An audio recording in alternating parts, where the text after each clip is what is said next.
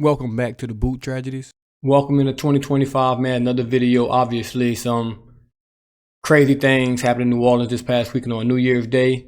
Gonna try to, put some normalcy back into some people's lives a little bit, man. Talking about the Saints real quick. Obviously, prayers to everyone that's been affected. People that died, passed away, and things like that. Such a sad story. I was on Bourbon Street that entire night. I was a little further down, so everything's cool. Everyone I was with was cool, but like I said, man, prayers to everybody involved. Now, just got to jump into this video. We're going to talk about the Saints a little bit, about the season finale game against the Tampa Bay Bucks, who's obviously trying to play for a playoff game. They can win the division again, I think 4 times in a row at this point. It's their division at this point, ever since Tom Brady came, and we beat them a couple times, but yeah, that's neither here nor there. We're going to talk about some milestones some Saints players can hit, and we'll just go through it by each category. We can start with the passing because, quarterback's always up first, and no milestones can be hit. I mean, just no milestones can be hit here. It's just a pretty shitty day. I mean, you look at this 61 completion percent. Now, this is everybody, obviously. 20 touchdowns, 12 interceptions. Derek Carr, 2,100 yards, played 10 games this year. 15 touchdowns, 5 picks, not bad, honestly. Then you got Spencer Rattler, 1,000 yards, 3 touchdowns, 5 interceptions. A big thing for him in this game would be, hey, just try to get to 5 touchdowns, 5 picks, 6 touchdowns, 5 picks, something like that. Also sacked 20 times. This is what you should know. Rookie versus a vet, getting the ball out of his hands a little quicker. I mean, he's played half the games and sacked double the time. Obviously got to work on that. He's young. Jake Hayner's barely played, got sacked 6 times. I think he's played like 1 game, 2 games, and he's sacked just as much. So obviously the young guys got to get better at that. But obviously the biggest thing on this thing will be the rushing. The rushing is going to be the big thing for the Saints. They're going to have to make a big decision on Alvin Kamara, who had a groin injury, 950 yards. Never ran for 1,000 yards in his career. Can do it. Has a possibility to do it. May never get this chance again in his career. Who knows how it's going to go? Who knows if he's going to be on the Saints after next season, which he's already extended. So, who knows? I think if he's 60, 70, 80%, I'm putting him out there. I mean, we got to find some type of joy, some type of, way to salvage this season. I think Alvin Kamara getting 1,000 yards, I'm sure that's a goal he set for himself, would be a big jump if he did that, which I do find interesting. We're going to jump to receiving because no one else on this rush list, I was still up a little bit. No one else on this rush list is, I mean, let's be honest. Taysom Hill, 278 yards, was averaging 7 yards to carry. Really, really good. Jamal Williams, Kendrick Miller, Mims. I mean, whoever you want to call. Matthew Hayball. Hey, he might not be able to punt, but he can average 11 yards to carry. But I'm going to talk about the receivers. I think the biggest disappointment on the team this year has been this receiving core, and obviously a big part of that is because Olave's been hurt. Rashi's been hurt, so obviously your best 2 guys haven't been out there. So Alvin Kamara, he leads your team in receiving. 89 targets, 68 catches, 543 yards, 2 touchdowns. Juwan Johnson, who's not having a good year, somehow second with 468 yards. He can lead the team in receiving if he gets about 80 yards on a day, a little less than 80 yards. Is that possible? For sure. Will it happen? Hey, who knows? He might drop a couple. He might catch a couple long ones. We'll see. But yeah, very, very disappointing year by the receiving core. Foster Moreau, he's having a solid year, man. 5 touchdowns, 382 yards.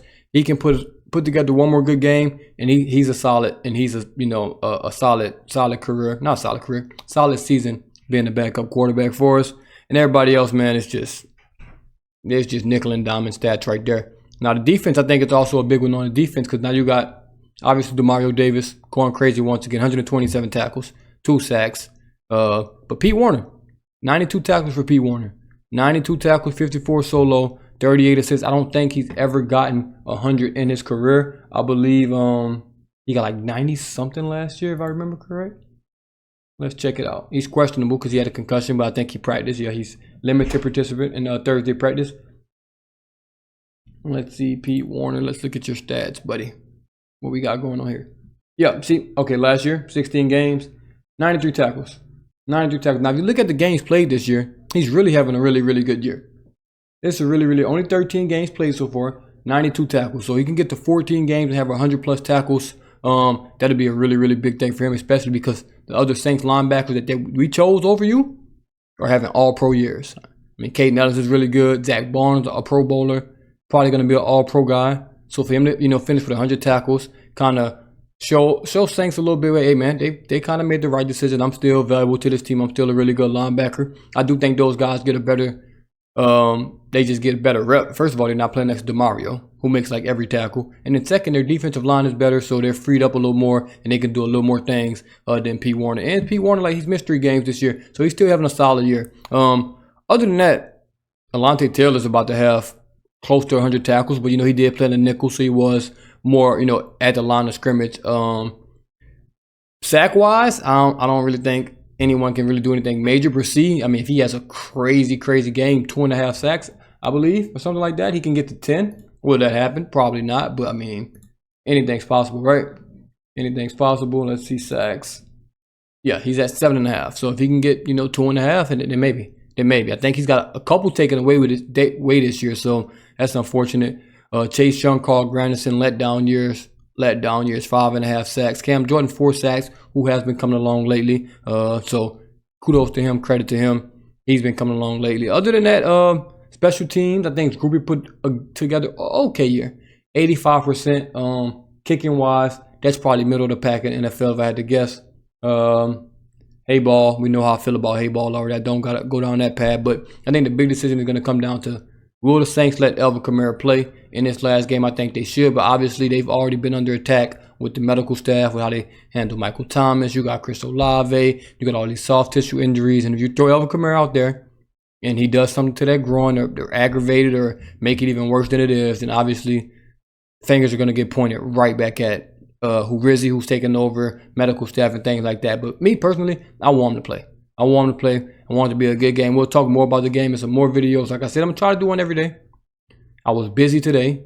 Came back from New Orleans to Baton Rouge, so long day. Trust me, after yesterday, phone blowing up, everybody's trying to make sure, I was okay and things like that, which is, I appreciate all of that support and things like that. But man, hey, we still got one more game left. It's almost over. And it's almost, the fun stuff's almost here.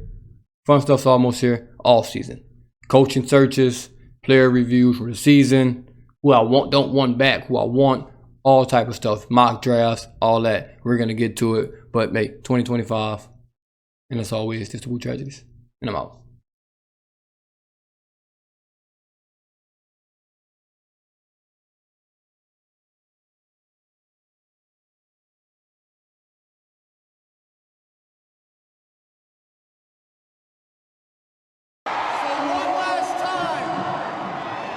Let's make